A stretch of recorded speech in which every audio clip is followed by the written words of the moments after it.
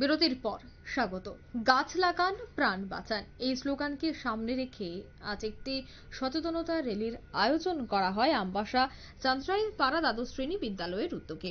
র্যালিটি চান্দ্রাইপাড়া দ্বাদশ শ্রেণী বিদ্যালয় থেকে শুরু হয়ে আমবাসা বাজারের বিভিন্ন পথ পরিক্রমা করে বিদ্যালয়ের ছাত্রছাত্রীরা নিজের হাতেই গাছ লাগিয়ে আজকের এই অনুষ্ঠানটির সূচনা করেছেন। এক সাক্ষাৎকারে বিদ্যালয়ের শিক্ষক স্বপন নম কি বলছেন প্রথমে শোনাচ্ছি।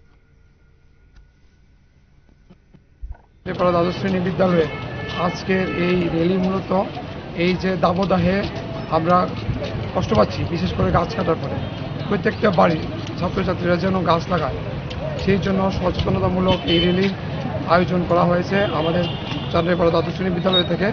আশা করি আমাদের ছাত্রছাত্রীরা এই র্যালির মাধ্যমে এবং এই সভার মাধ্যমে বুঝতে পারবে যে একটা গাছ একটা প্রাণ এবং গাছের গুরুত্ব কতটুকু। গাছ অক্সিজেন শুধু দেয় না, বৃষ্টি আনার ক্ষেত্রেও গুরুত্বপূর্ণ ভূমিকা, ভূমি সংরক্ষণও গুরুত্বপূর্ণ ভূমিকা, ওষুধপত্র দান, সব কিছুতে আমরা গাছ মানেই জীবন।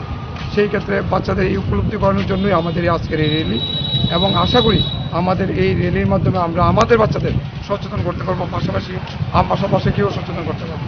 সবাইকে ধন্যবাদ। আপনারা শুনলেন বিদ্যালয় কর্তৃপক্ষের বক্তব্য। সাধারণ মানুষকে সচেতন করতে গাছের এই মুহূর্তে কতটা প্রয়োজন রয়েছে সেটা বোঝাতেই আজকের এই সচেতনতা র্যালির আয়োজন করা হয়েছে।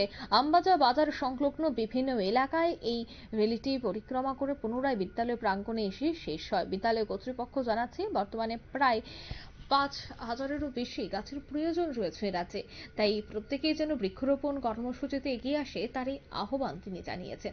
নিয়ে নিচ্ছে ছোট্ট একটি বিজ্ঞাপন বিরতি, সঙ্গে থাকুন।